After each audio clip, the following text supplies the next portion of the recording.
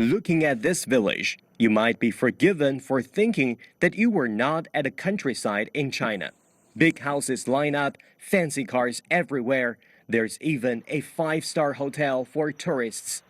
And that's just the tip of an iceberg.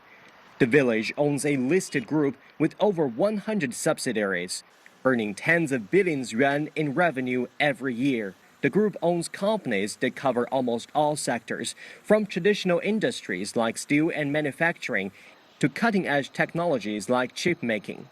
Huaxi Village has lots of experience in tackling poverty and seeking ways to build prosperity.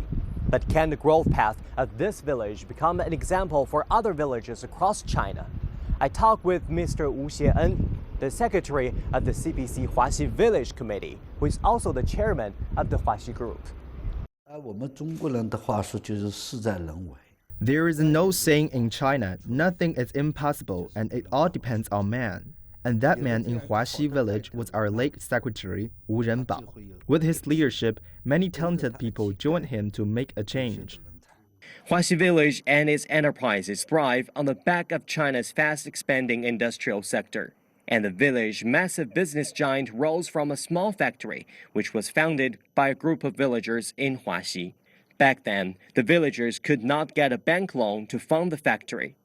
But that didn't stop the late secretary Wu Renbao. He went from door to door to explain to every family why it was important for them to chip in. The late Secretary Wu hoped to serve the local people and lead them to more prosperity. That was his lifelong commitment. Through years of efforts and hardships, along with unstoppable reform and the introduction of professionals, Huaxi Group continued growing full speed ahead. Each villager now enjoys an average yearly income of over 100,000 yuan. That includes salaries as employees, bonus as villagers, and dividends as shareholders. Their annual income is 10 times that of an ordinary rural villager.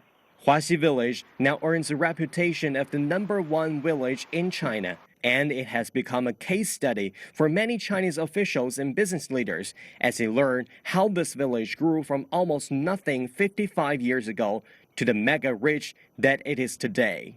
But as China's economy shifts gear and other urgent issues like environmental pollution and overcapacity emerge, how will this large-scale company cope with these challenges?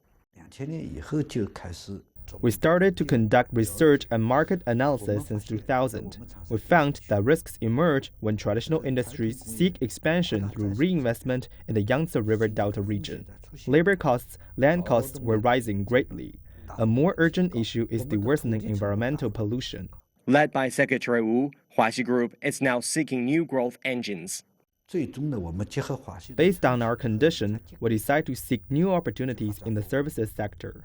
The group has expanded to cover areas in finance, investment, logistics, maritime engineering, and wholesale agricultural products. Huaxi hopes to allow more Chinese villages to prosper. In the past decade, they've trained over 400,000 grassroots-level officials in over 20 provinces across China. But Secretary Wu says he hopes these officials can learn what's beneath the miraculous development, for them to find their own way to prosperity and not simply duplicate Huaxi Village's model. Xing Zheming, CCTV, Huaxi Village, Jiangsu Province.